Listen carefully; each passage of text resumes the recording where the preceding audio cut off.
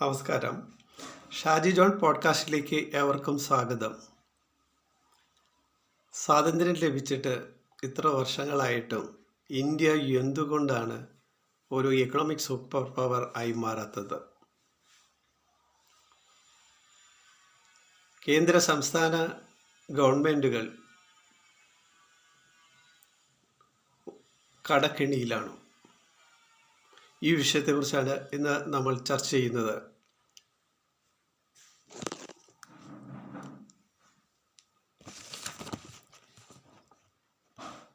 How central government can overcome loan debts?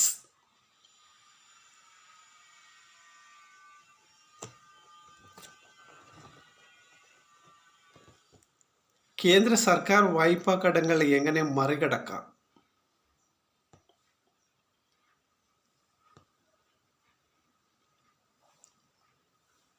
August 15 ഇന്ത്യക്ക് സ്വാതന്ത്ര്യം ലഭിച്ചതിന് ശേഷം വ്യത്യസ്ത സർക്കാരുകൾ ഇന്ത്യയിൽ അധികാരത്തിൽ വന്നു. എന്തുകൊണ്ടാണ് നമ്മുടെ രാജ്യം ഒരു എക്കണോമിക് സൂപ്പർ പവറായി മാറാത്തത്? ആരാണ് ഇതിന് ഉത്തരവാദി? ഭരിച്ച നേതാക്കന്മാരോ ഉദ്യോഗസ്ഥ വൃന്ദങ്ങളോ? എവിടെയാണ് നമ്മൾക്ക് തെറ്റുപറ്റിയത്? ആസൂത്രണത്തിലാണോ പാളിച്ച പറ്റിയത്? എങ്ങനെയാണ് നാം ഈ കടക്കണിയിൽ വീണ് കിടക്കുന്നത്? എങ്ങനെ നമുക്ക് ഈ നാഷണൽ ഡെപ്റ്റിൽ നിന്ന് ഓവർകം ചെയ്യാൻ സാധിക്കും? ഈ വിഷയങ്ങളാണ് ഇന്ന് നമ്മൾ ഗൗരവമായി ചിന്തിക്കുന്നത്.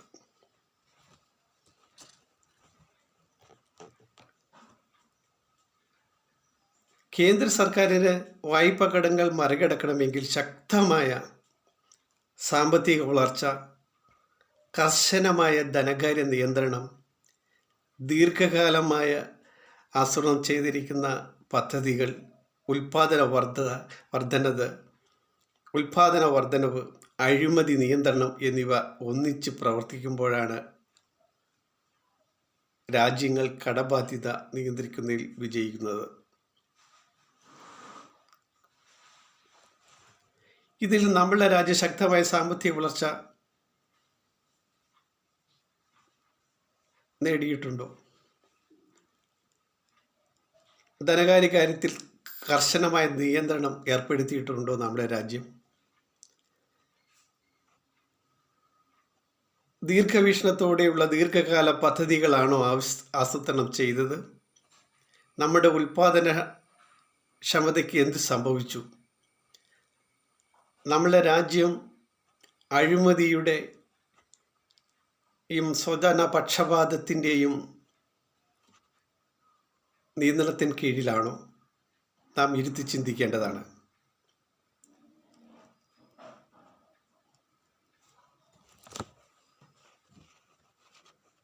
ശക്തമായ നടപടികൾ ഗവൺമെൻറ് ആസൂത്രണം ചെയ്ത് മുന്നേറിയാൽ മാത്രമേ നമ്മൾ ഒരു എക്കണോമിക് സൂപ്പർ പവറായി മാറുകയുള്ളൂ. ഒന്നാമതായി രാജ്യത്തിൻ്റെ സമ്പദ് വ്യവസ്ഥ വളർത്തുകണം. രാജ്യത്തിൻ്റെ സാമ്പത്തിക വളർച്ചയെ അതിൻ്റെ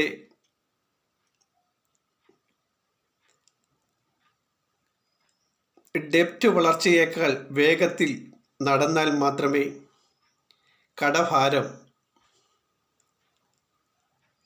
ക്രമേണ കുറഞ്ഞു വരികയുള്ളൂ. സർക്കാർ ചെയ്യേണ്ടത് അടിസ്ഥാന സൗകര്യ വികസനം കൂടുതൽ കാര്യക്ഷമമാക്കുക, വ്യവസായങ്ങൾക്ക് കൂടുതൽ പിന്തുണ നൽകുക, കയറ്റുമതി വർദ്ധിപ്പിക്കുക, സാങ്കേതിക വിദ്യാഭ്യാസ വികസനത്തിൽ കൂടുതൽ ശ്രദ്ധ കൊടുക്കുക, വിദ്യാഭ്യാസവും തൊഴിൽ ക്ഷമതയും ഉയർത്തുക. ഉദാഹരണം, രണ്ടാം ലോക മഹായുദ്ധം കഴിഞ്ഞ് ജപ്പാൻ, ജർമ്മനി മുതലായ രാജ്യങ്ങൾ വ്യവസായ വളർച്ചയിലൂടെ ശക്തമായി ഉയർന്നു വന്നിരിക്കുന്നത് നമുക്ക് കാണാൻ കഴിയും. അടുത്തത്, അനാവശ്യമായ സർക്കാർ ചിലവുകൾ നാം കുറയ്ക്കേണ്ടതുണ്ട്. നിയന്ത്രണമില്ലാത്ത ചിലവുകൾ കുറയ്ക്കുക. പിന്നെ കുറയ്ക്കേണ്ടത് അഴിമതി, അനാവശ്യ പദ്ധതികൾ, അമിത സബ്സിഡികൾ, അനാവശ്യ ആഡംബര ചിലവുകൾ, നഷ്ടസ്ഥാപനങ്ങളിലെ പാഴ്ചിലവുകൾ. ഇതിനെ ഫിസ്ക്കൽ ഡിസിപ്ലിൻ, ധനകാര്യ നിയന്ത്രണം എന്ന് പറയുന്നു.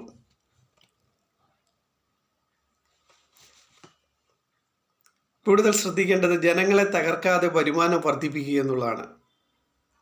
സർക്കാർ കൂടുതൽ വരുമാനം നേടാൻ നികുതി ചൂഷണം തടയുക, നികുതി ശേഖരണം മെച്ചപ്പെടുത്തുക, പുതിയ ബിസിനസ്സുകൾ പ്രോത്സാഹിപ്പിക്കുക, വിദേശ നിക്ഷേപം ആകർഷിക്കുക, പ്രകൃതി വിഭവങ്ങൾ കണ്ടെത്തുക, ശരിയായി ഉപയോഗിക്കുക. അമിത നികുതി ജനങ്ങളെയും ബിസിനസ്സുകളെയും ദുർബലപ്പെടുത്തും.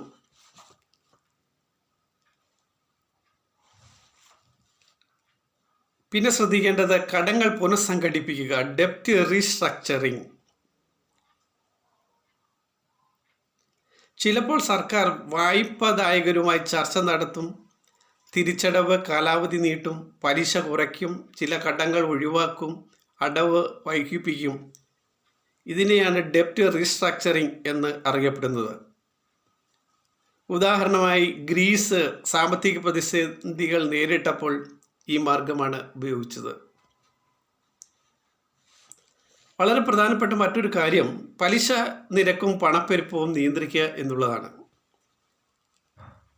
കേന്ദ്ര ബാങ്കുകൾ സഹായിക്കുന്നത് പലിശ നിരക്ക് കുറച്ച് സർക്കാർ ബോണ്ടുകൾ വാങ്ങി പണവിതരണം നിയന്ത്രിച്ച് മിതമായ പണപ്പെരുപ്പം, പഴയ കടത്തിൻ്റെ യഥാർത്ഥ ഭാരം കുറയ്ക്കാം.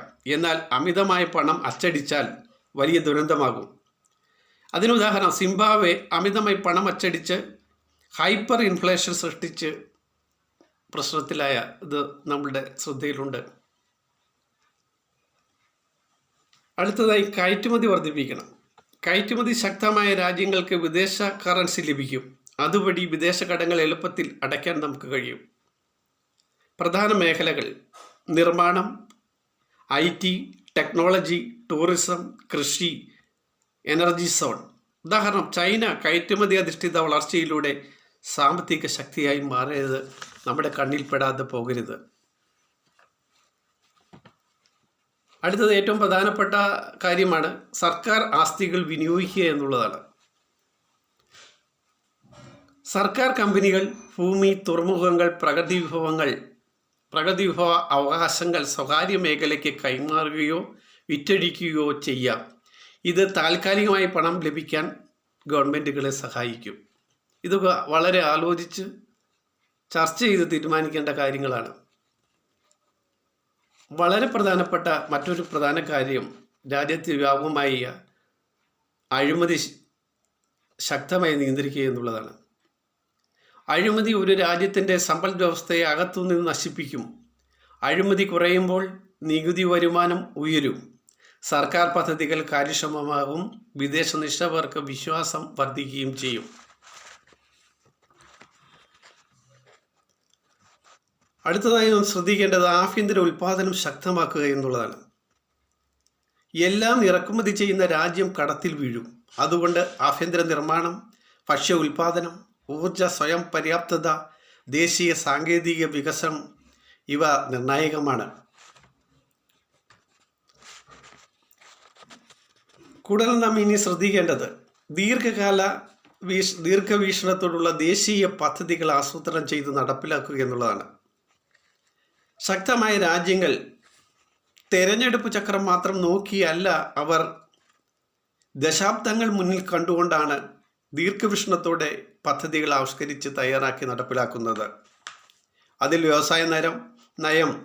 വ്യവസായ നയം, വിദ്യാഭ്യാസ പരിഷ്കാരം, അടിസ്ഥാന സൗകര്യ വികസനം, ഊർജ സുരക്ഷ, മനുഷ്യ വിഭവ വികസനം.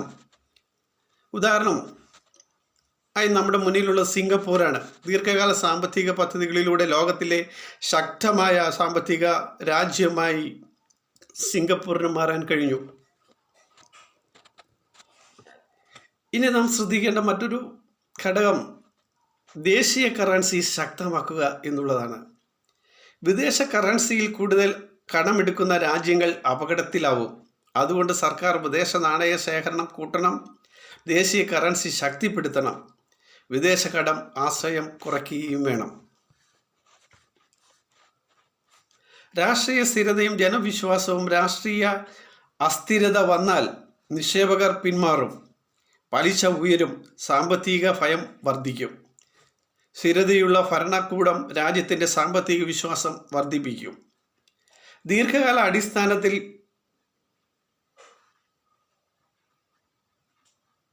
നാം നടപ്പിലാക്കേണ്ട കാര്യങ്ങൾ താൽക്കാലിക ആശ്വാസം നൽകുന്ന കാര്യങ്ങളിലേക്ക് പോകാതെ ഈ താൽക്കാലിക ആശ്വാസത്തിന് വേണ്ടി നാം എടുക്കുന്ന നടപടികൾ പിന്നീട് വലിയ സാമ്പത്തിക പ്രതിസന്ധി തന്നെ ഉണ്ടാക്കും. അമിത പണ അച്ചടി, തുടർച്ചയായ പുതിയ വായ്പ, ഉൽപാദനമില്ലാത്ത ജനപ്രിയ പദ്ധതികൾ, അഴിമതി അധിഷ്ഠിത വികസനം. ഏറ്റവും പ്രധാനപ്പെട്ട സത്യം എന്തെന്നാൽ രാജ്യത്തിൻ്റെ സമ്പൽ വ്യവസ്ഥയുടെ വളർച്ച കടവളർച്ചയേക്കാൾ വേഗത്തിൽ ആക്കണം. രാജ്യം കടത്തിൽ നിന്ന് യഥാർത്ഥമായി മോചിതമാകണമെങ്കിൽ അതേ വഴിയുള്ളൂ. ലളിതമായ സമവാക്യം: സാമ്പത്തിക വളർച്ചയും ധനകാര്യ നിയന്ത്രണവും ഉൽപാദന നിക്ഷേപവും സ്ഥിരതയുള്ള ഭരണകൂടവും കടമുക്തി. ഇതാണ് ലോകത്തിലെ ശക്തമായ രാജ്യങ്ങൾ പിന്തുടരുന്ന അടിസ്ഥാന മാർഗം.